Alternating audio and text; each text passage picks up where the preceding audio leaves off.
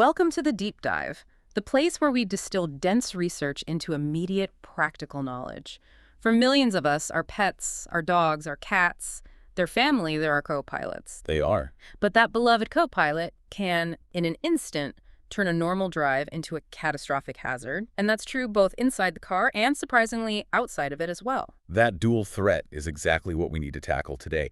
I mean, inside the car, the risk isn't just a simple distraction. Right. It's the physics of an unrestrained animal. In a collision, they become a projectile. And then outside the car, you have this totally different problem of a sudden animal in the road causing, these unpredictable driver reactions, swerving, braking hard. Okay, so let's unpack this and get really specific. Our mission today is to cover those critical safety concerns, answer the key FAQs, and give you clear, practical steps you can use, starting with what has to be the most immediate danger zone, where your pet is sitting. So we have to start with the most dangerous habit the sources just flagged again and again, driving with a pet on your lap. Or even just loose in the front seat. Is it legal? Is it ever safe? It's completely unsafe. And, it's often illegal under specific state or even local laws. The safety concerns are, well, they're non-negotiable. Okay. For one, even a small dog on your lap instantly interferes with your ability to steer, to use the controls. That's why some places, like Hawaii, they just outright ban it. But even if your state doesn't have a specific no pet on lap law, I'm guessing the general distracted driving laws still kick in. Precisely. If law enforcement sees that your pet is interfering with your control of the car, you can absolutely be cited. It doesn't matter what the pet is doing. It matters that you've lost full control. And then there's the catastrophic risk of the airbag. We really need to talk about the physics of what happens there. This is so critical, and it's just so often underestimated. Front airbags are designed for an adult human. In a crash, they deploy at speeds up to 200 miles per hour. Wow. 200. So if a 15-pound dog is on your lap or in that seat, that force can cause, we're talking skull fractures, internal bleeding. It's almost always a fatal injury for smaller breeds. So the back seat becomes the absolute non-negotiable gold standard. But what if, someone has an older truck where you can manually turn off the passenger airbag? Does that make the front seat okay then? That's a great question. And while, yes, disabling the airbag removes that one specific threat, the front seat is still structurally less safe. How so? Well, two reasons. First, the distraction risk is still huge. They're right there next to you. A sudden lunge is easy.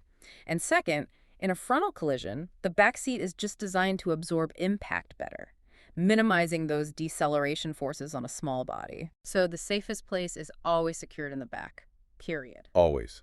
So since we've established the back seat is the only safe place, the next logical question is how to properly secure them. We've got three main types of solutions, but they have to be used correctly to actually work in a crash. Okay, let's break those down. I think it's important to differentiate the really good solutions from the ones that are just kind of adequate. Let's start with restraints. So pet-specific seatbelts and harnesses. And crucially, the sources are really clear on this. You need to be using crash-tested harnesses. Crash-tested? What does that actually mean? It means an organization, like the Center for Pet Safety, has put that specific product through rigorous tests that replicate real crash dynamics. A standard harness you buy off the shelf might stop a dog from climbing into the front. But it won't hold up in an actual accident. Exactly. It can snap or break, and the restraint itself can end up causing severe injury. It's a huge distinction. I said that's harnesses. What's the second category? The second is carriers or crates. These are essential, especially for cats and small dogs. But an unsecured crate on a back seat just becomes another dangerous projectile. Right. It has to be secured either with the seatbelts or the vehicle's LATCH system points, so it can't fly forward. And of course, it needs to be well ventilated. And for big dogs, a German Shepherd that takes up the whole back seat. That's where you use barriers. These are the net or wire grids that confine a large dog to the back seat or cargo area. Yeah. But even with a barrier, ideally, they should still be harnessed within that space to stop them from being thrown around in an emergency stop. Now, speaking of restraints, there was a very specific warning in the research about a certain piece of equipment. A critical one, yes. Yeah. Never, ever use a choke chain or a retractable leash as a car restraint. Why not? They're just not built for it. In a sudden stop, that chain can snag on something, a door handle, a seat mechanism, and it can lead to accidental choking. You have to use a proper flat strap harness.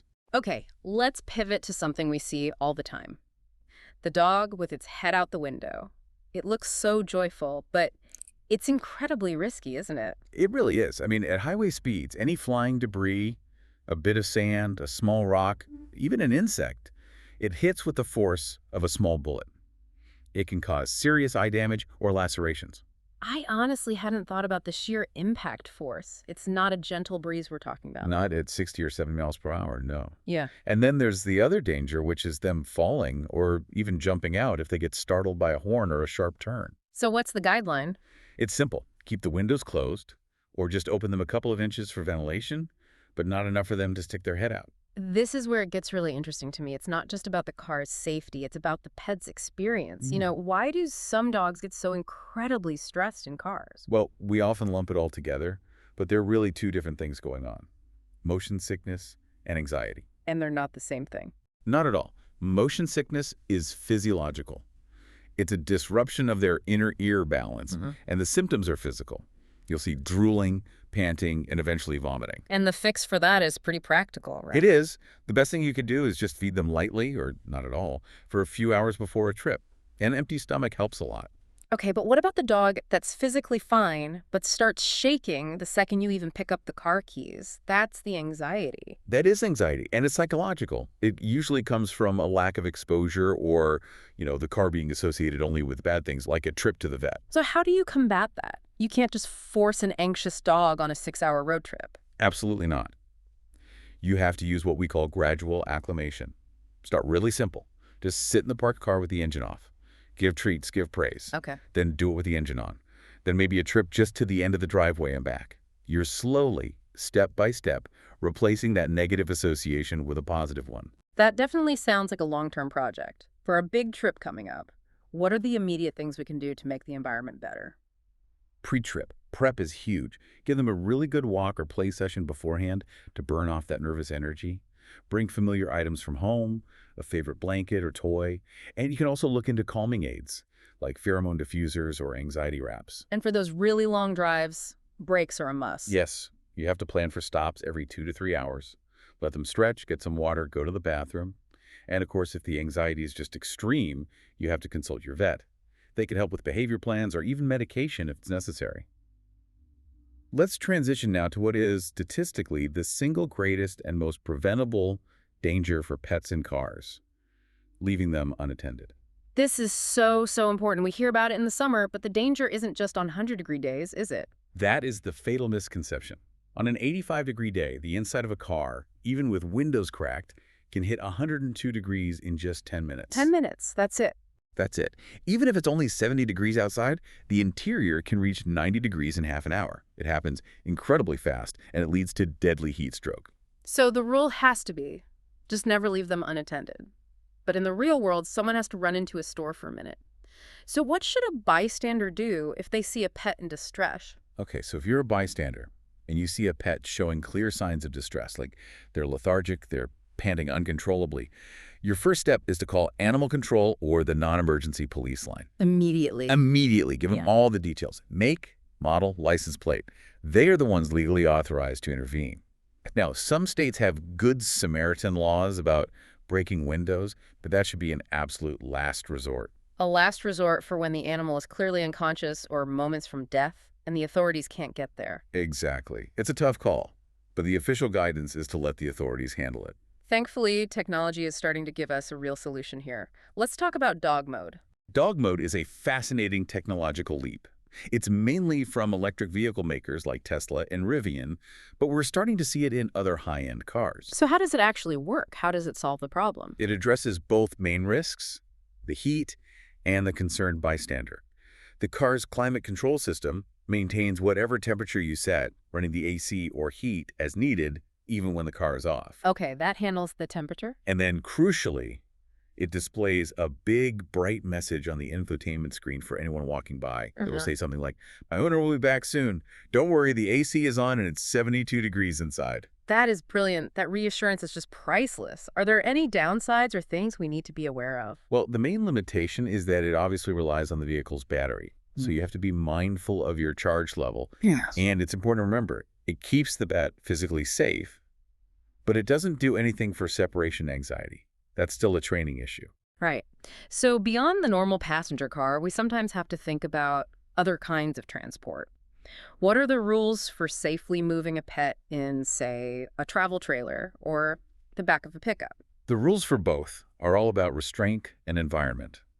For a travel trailer, an animal inside can't be roaming free. They need to be in a well-ventilated crate that is physically fastened to the trailer's structure. So it can't slide around or become a projectile. Exactly. And you still need those regular brakes. And what about the back of a pickup truck? That just feels so much riskier with the wind and the elements. It's the most challenging, and you have to check your local laws because some places just ban it entirely. If it is allowed, the safest method is a heavy-duty crate that is securely bolted or strapped to the truck bed floor. Not just sitting there. Never just sitting there. The other option is a harness and tether system, but the tether has to be short enough that the dog absolutely cannot reach the sides of the truck bed to jump or fall out. Okay, that makes sense. And finally, let's wrap with the ultimate safety net, identification. If the worst happens and a pet gets separated from the vehicle, ID is their only ticket home. It's completely non-negotiable. Your pet needs to have proper ID tags on their collar at all times. That means their name, your address, and your phone number. That's the fastest way for someone to get in touch with you. Is that enough, or should we be looking at microchips too? You really need both. Tags are for immediate info, but they can fall off. A microchip is permanent. Any vet or shelter can scan it and sign you. Good point. And the sources also recommend you keep a current description and photos of your pet on your phone ready to go just in case. That's preparation you hope you never ever need, but you absolutely have to have it. Okay, so let's summarize the core takeaway here. It really feels like safety boils down to two key things: proper restraint in the back seat and absolute temperature control. That's right. And while technology like dog mode is fantastic, it's worth remembering that the biggest factors in your pet's comfort and safety are the non-tech ones. It's the gradual training, the positive association. No software can replace that foundational work. A fantastic point. So our final thought for you, the listener, is this. If your current setup doesn't include a crash-tested restraint, what's one small positive step you can take? Please like, subscribe, and get notified.